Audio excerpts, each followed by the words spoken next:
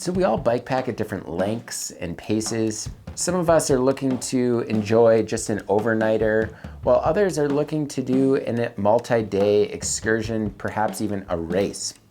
One thing is for certain, bike packing can be as challenging or as easy as you want to make it. So in this video, I'm going to showcase 11 training techniques or tips that lead you up to your next bike packing event or trip in hopes that I can make your trip and your life maybe a little bit easier.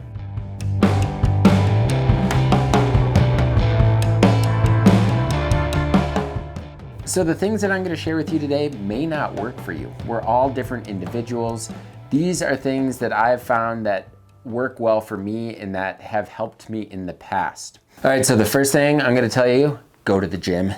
Lift a lot of weights, more weights than your body can handle. No, don't do that.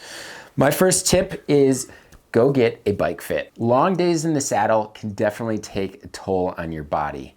And if you have a bike fit, your body is more prepared for those long days. Bike fits have helped me understand my body, the bikes that I should be on, the sizes I should be on, and how to prevent injuries. Not only will bike fitters help you provide the proper measurements for the bike that you're on, but also for your future bikes that you can mimic those exact same measurements. I've had a number of different bike fits over the years, and for the most part, they've all kind of told me the exact same thing. They've told me proper saddle height, where I should position my cleats, reach, proper bike size. Not only is it peace of mind getting a bike fit, but it's going to help you prevent injury. So my first bike fit, I was having leg pain because my saddle height was almost an inch too low.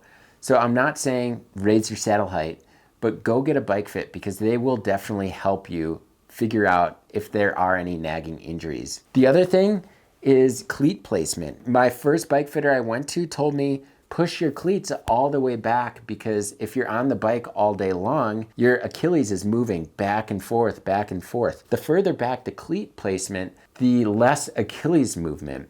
And for me, I was having Achilles pain. And so that alleviated that, and I've done it ever since, and I've never had Achilles pain since. So bike fits can help you with specific nagging injuries and set you up for success. So go to your local bike shop, see if they have a bike fitter. If they don't, search around the cycling community and ask around because it is definitely the number one thing I would do. So the second thing is go drink a beer. No, well, you can, but we'll get into diet later. So the second thing is dialing in your kit early.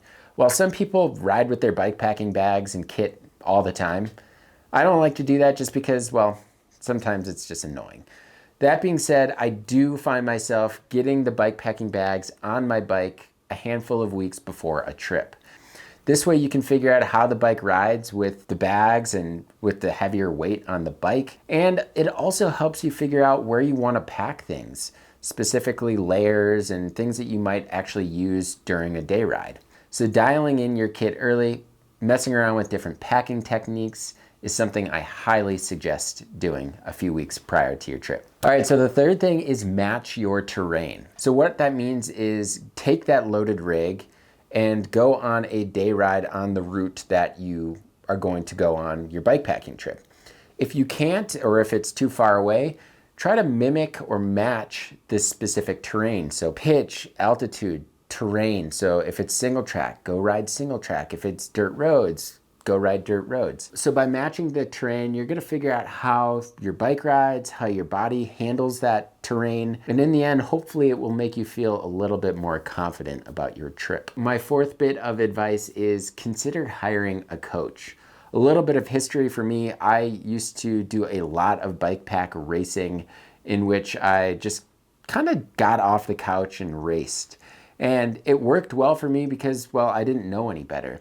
But when I hired a coach, not only did my motivation increase, but my performance did as well. I was going faster, I was going stronger and harder. But also with a busy lifestyle, with having families, work, and trying to balance play, having a coach really helps with the structure. Many of the coaches out there will help you with just figuring out what works well for you, how much you want to ride per week, and what your ultimate goals are. They'll listen to you, and then they'll set aside a training plan that works well for you. Personally, I use LW coaching, which is a ultra endurance specific coaching plan or mountain bike specific coaching plan.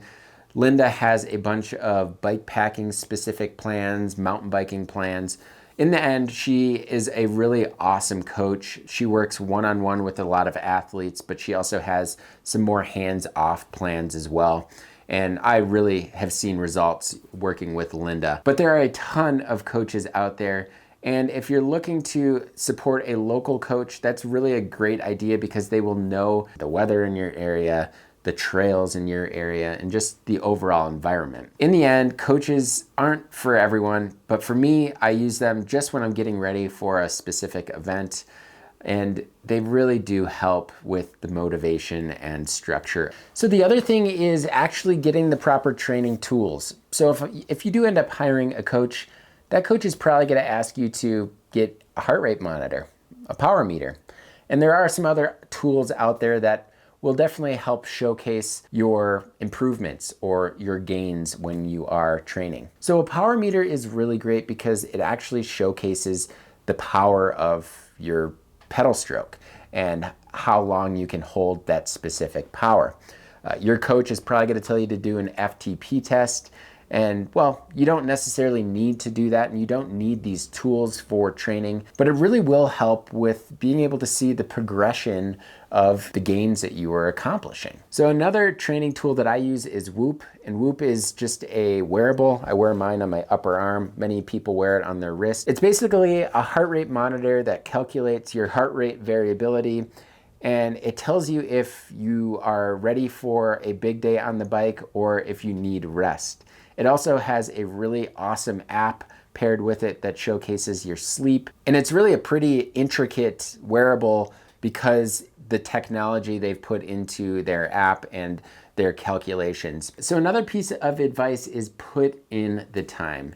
Training your muscles for big days on the bike is a huge step in making sure you can accomplish your goals and finish your trip. I think there's a common misconception between time and distance. Distance, miles, kilometers, they're not that important because it's all arbitrary. You know, your miles are different, whether you're riding road, single track, gravel. Time is basically the same. Time is the time that you're putting in to pedal your bike. I typically just leave my weekends to the free ride. So 4, 5, 6 hours on Saturday, a few hours on Sunday, just to put in miles to gain that base. So weekdays, I typically spend that time to do intervals or just shorter rides because that's the only amount of time I have.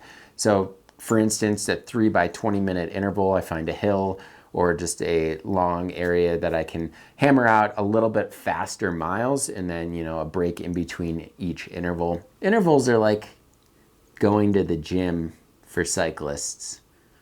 They're not needed, but they probably help. And then what I also like to do is just give myself a rest week. So if I'm riding 15 hours one week, then I'll probably ride 6, 7 hours the next, just to allow my body to rest up. And then another really great tool is having a trainer.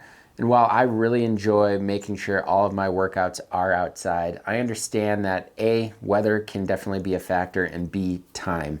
And just getting on the trainer in your house can definitely save time. Not to mention, trainers are great because it's consistent pedaling. There are no downhills. So you are getting a lot of bang for your buck when you are on the trainer for, say, an hour. All right, so my 7th tip is building a cycling community that will challenge you. So I really do enjoy riding alone because, well, it's good reflection time, but I also like riding with people because it pushes me a little bit more. And this has actually made me a better cyclist. Not only that, but long rides, those Saturday rides that are 5 hours, sometimes are really hard to motivate for. But if you have somebody to go with, it's much easier. So another tip is start your route research early. So when I was starting the Tour Divide in 2015, I got the maps and I just started plugging away and figuring out how much daily mileage and where I was actually supposed to be for that day, or where I was going to get water, where I was going to get food. So literally, I have a map back here. Hang up a map, just look at it, figure out where you're gonna go, understand the topography, the terrain that you're gonna travel through. It really will help create confidence. Route research is half the fun of bike packing because you get to figure out where you're going. And it's really just a fun part of the whole process. So hang up a map, look at it, it's fun. So maybe one of the most important tips that probably gets overlooked more so than any other training rule out there is stretching or non-biking activities. Stretching will not only help prevent injury, but it's actually going to, well, make you a stronger rider. What I like to do is after every ride, do a quick stretch, but then that evening, I also like to just get the foam roller out, roll out the legs, massage the legs. I use arnica balm, CBD arnica balm from Floyd's of Leadville, and just massage the legs, especially on those weekend days that are long days in the saddle, and just take care of your body. So the other thing I do roughly 3 times a week is yoga. There's a lot of different resources on the internet. There's obviously local yoga classes. I really enjoy yoga because it's a practice that I can do anytime really at my house, and you can make it as easy or challenging as you want. I use an app called Down Dog Yoga. Works really well for me, but there are a ton of other resources out there. And there are local courses, especially once COVID ends. The other thing that a lot of other people like to do is just basic strength training, some weights here and there, do, just regular push-ups and sit-ups, core work. Down Dog has another app called Workout. They also have an app called Bar. So I have a bunch of different apps on my phone that helps me with these workouts. And while I do yoga mostly, I do also other workouts, especially tuning those muscles that you need, but you can't necessarily get when you're riding your bike. It's just sparkling water. It's Tuesday morning. One thing I have done over the past 2 years is cut drinking or cut beer out of my weekday activities, my evening activities, and replaced it with tea or sparkling water or something like that. I do love beer though, so I have plenty of beers on the weekends. On those weekend training rides that I have, typically I'll drink a few Nalgene's after my ride just to make sure that I'm hydrated up before I have any beers, just because dehydration is not going to help with the recovery of your muscles. The other thing I do is actually try to eat healthy. I think we all try to do that, right? But the beauty of cycling and riding, especially long distances, is you can kind of be a little bit more lax with your diet. Everybody's different. But I'm a huge pizza lover. I love burgers. I love French fries, tater tots, blue cheese tater tots, anyone? In general, I try to have proteins after my rides, just replenish my body after a big ride. And my last tip, trick, technique, idea that I've learned is mentally preparing. And this is probably one of the biggest ones out there. Telling yourself what you are going to do and reminding yourself of that is going to help get you through that process.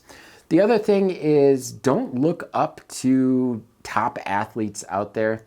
Look down. Realize how great you are doing and pat yourself on the back. Don't judge yourself based off of other people. Judge yourself based on how you feel and what you've accomplished. So before we part ways, I would just like to ask a quick favor. If you can and you like what you see in this video, and if you don't like my singing, definitely make sure to hit that subscribe button because I won't do that again. And if you really want to help us out a little bit further, consider joining the Bikepacking Collective, which is a membership through BIKEPACKING.com, in which you earn industry discounts. You're automatically signed up for giveaways, and twice a year you get the Bikepacking Journal, which is behind me, shipped to your door. Not only that, but the Bikepacking Collective just helps us remain sustainable as a publication. So thank you all so much for tuning into this video today. If you have any comments, questions, suggestions, leave them in the comment section below. I'd love to hear them. And as always, until next time, pedal further.